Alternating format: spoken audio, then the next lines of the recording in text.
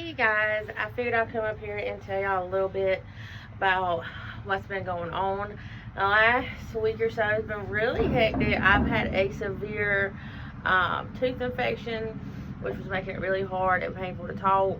Um, but I got antibiotics for that, and that's getting a lot better, so it's not as bad. But I think the last video I made about the respiratory infection was we did lose a few chickens, and it was okay for a little bit, and then I think like 2 days ago we had another one pop up and get sick, and he is in the back clinic with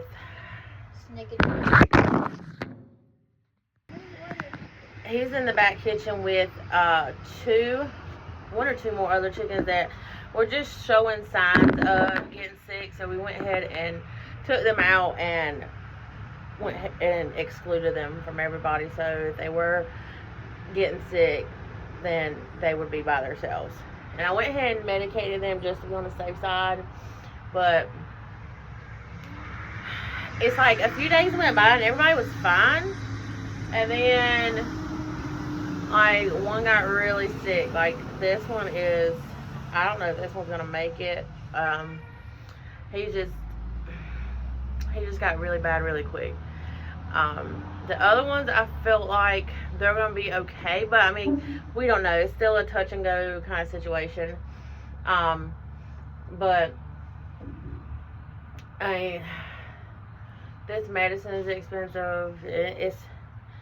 We have a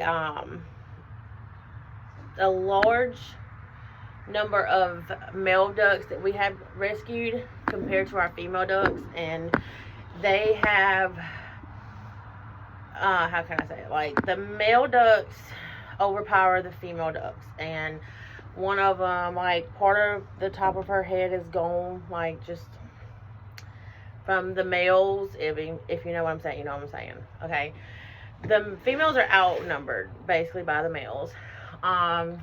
And that wasn't done on purpose either. It was just we have been called out to do a lot of duck rescues lately, and they just happen to be a lot of males. So we got some separated now, but one of them, it's like the whole top of her head is like just gone. And she's fine. I mean, obviously you can tell it's where the male duck's been, grabbing her, and it just tore off a lot of skin, fur, whatever. And I looked out of my window the other day, and like 3 or 4 of our white ducks, like they were covered in blood all right here, and like, oh my God, somebody or something is bleeding somewhere, because that's a lot of blood. And that's when we went out there and noticed like the huge, like part of that duck's head is just gone.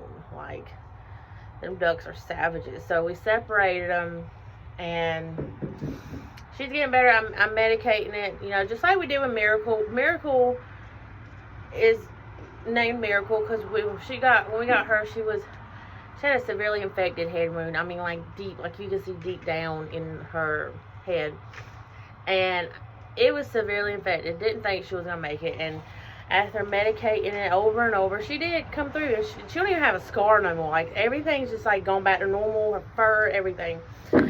But I'm treating this the way I treated Miracles.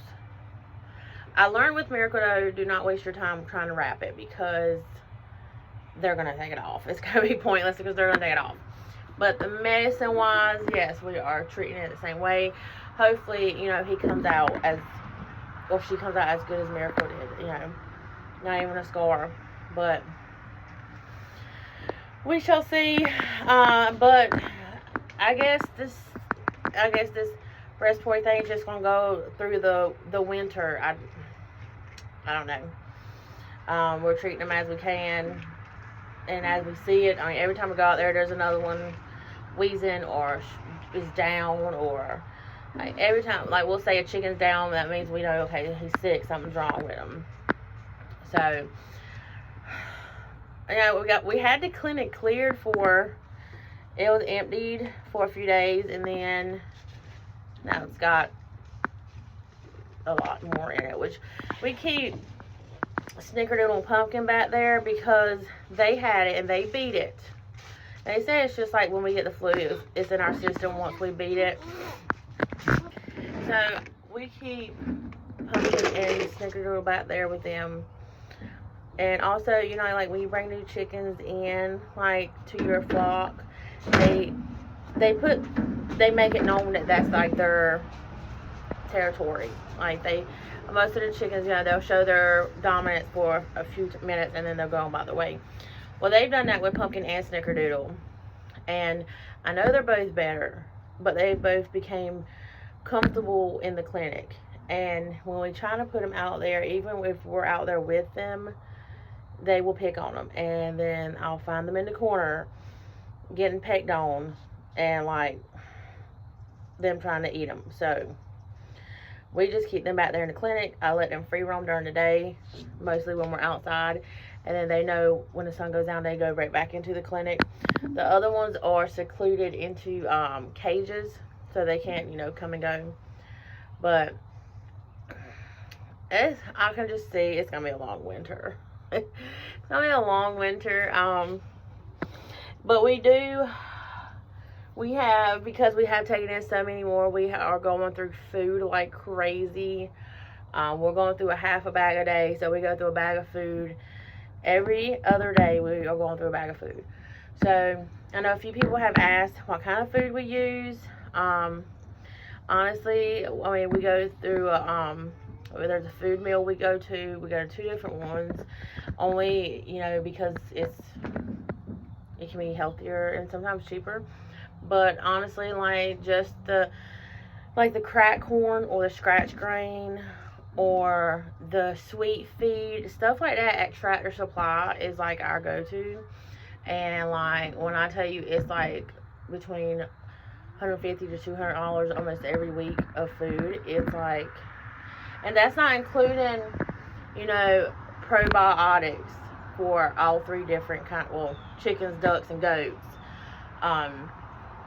Certain treats, you know, the vitamins, nutrients, stuff like that.